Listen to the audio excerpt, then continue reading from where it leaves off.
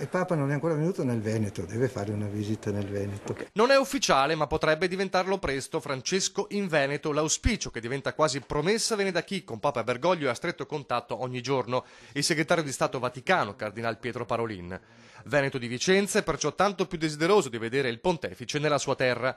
Un Veneto che spera in un regalo dal Vaticano entro il 2018 la beatificazione di Albino Luciani. Anche qui più di una promessa. Sì, penso di sì. Sì? Noi speriamo fortemente che Giovanni Paolo I possa arrivare agli onori degli altari. Ma anche un Veneto dove la tensione immigrazione resta forte, così come una notevole resistenza ai proclami proprio di Papa Francesco, oggetto di pesanti attacchi dal centrodestra, soprattutto la Lega negli ultimi tempi.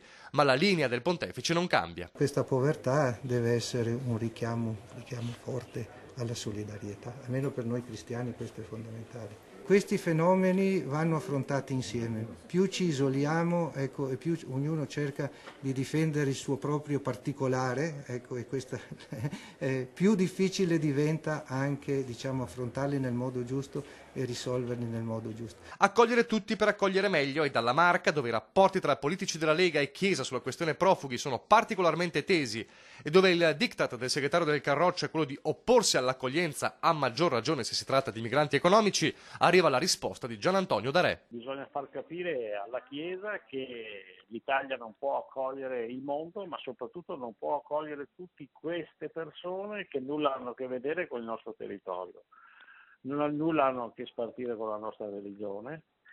E credo che la storia dei migranti sia un qualcosa di voluto e cercato da qualcuno che certamente non fa parte del nostro territorio. La Chiesa pensi alle anime, che per il corpo ci pensa la politica.